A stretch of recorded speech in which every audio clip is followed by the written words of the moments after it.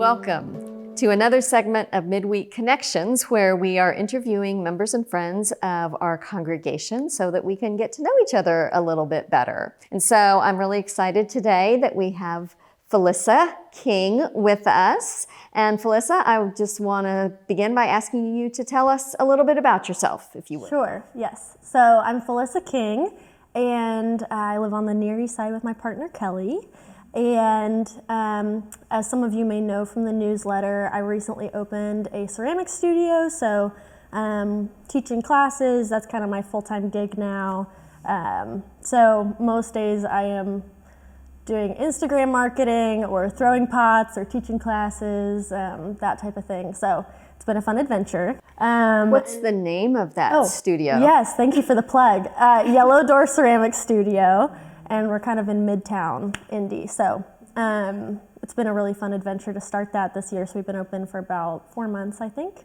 And you have classes for different levels. So. Yeah, so it's primarily geared towards adults, but we have like 6-week classes for beginners, for intermediate, and then we have kind of like a one-night class that you can just try out throwing on the wheel. We're hoping to intro some like hand building classes that are not wheel centered at some point. And then we kind of have like member spaces where people can rent space who are like slightly more experienced potters. Okay. And then of course Amanda, my business partner, and I are, making our own work and, utilizing the space ourselves. So, yeah. So prior to that, yeah. Are you from Indianapolis, from elsewhere? Great question. So I grew up in like small town Ohio, kind of middle of nowhere, little town.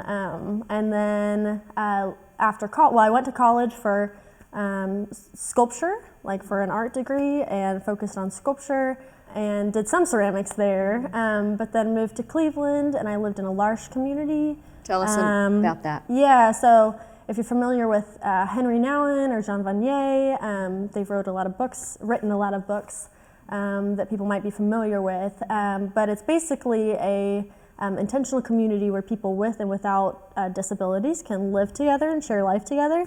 So I lived in a L'Arche home in Cleveland for 2 years and was a live-in assistant and then managed the house for a year and lived with, I think it was 4 adults with developmental disabilities and 3 assistants for that time. So sure, that was a very rich experience. It was very rich, and I think really formative for me as I was starting adulthood too, just because there's a lot to learn there. And kind of just like foundational ways to interact with people. And then ended up moving back to Indy. Well, I say back to Indy, moving to Indy, because my oldest brother, Brad, and his wife, Hillary, live here. They have 4 kids, and my sister and her husband. And so I wanted to be closer to family, and then I also have some college friends here as well, so kind of moved back for the community aspect. Yeah, so, that's great. That's great, which probably served you very well once COVID hit. Absolutely. And I mean, just in adulthood, it's hard to make friends. So, so kind of having a little bit of built-in community, and then of course, expanding that over time too, since I've been here. So. And speaking of, part of that expansion would be this congregation. Yeah. So how did you get connected here? How did you find it? Yeah, so a college acquaintance or friend lived near me when I first moved back to Indy in Fountain Square, and Taylor and Alex attended Central for a brief period of time, and I specifically remember them saying, "You would love Linda," which is true. So they invited me to come because they thought I would appreciate the congregation. So I started coming with them, and then I think they moved on to another congregation, but then I kept coming after that, and was just really drawn to the way we talk about faith here, the social justice aspects, and the affirming approach of the congregation. And also, I think when I've attended affirming churches before, it doesn't always feel nearly as well integrated into the body and life of the church as it does here. Okay. And so, yeah, it's been special for me to see, queer couples of all ages fully participating in the church. So that's something I hadn't really seen other places personally. All right, yeah. So. All right, thank you. Thanks for sharing. It's always interesting to hear, what it is that strikes people and is meaningful to people. And I feel like I've kind of gone through my own like deconstruction process of faith compared to what I grew up with, I guess. And Central has felt like a really safe space to explore and think through those questions too, which is something I was needing. Right. So. Yeah. It is one of the things we enjoy doing.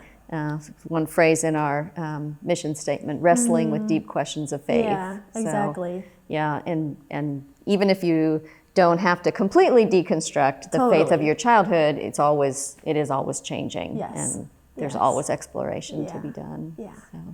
Okay, our last question is, if you could bring with you to Central any fictional character, who would you like to bring? Okay, this is a hard question. Is it? I think of a book I read a couple years ago that I would like to read again, but it was called This Is How It Always Is. Have you read that? I don't think I have. But it's a family with a trans child, and they're trying to figure out, they're dealing with keeping secrets rather than like having a community to engage that with and grow with. And I guess Central for me has been a place that's been safe to come out and to explore my sexuality and my faith together. And so I think of that book and thinking of looking for a safe community to talk with. Right, because there are lots of people who don't have that. Absolutely. Yeah. So. All right. Thank you so much for your time and for sharing about yourself. Thank you all for joining us, and we look forward to seeing you again at our next episode of Midweek Connections.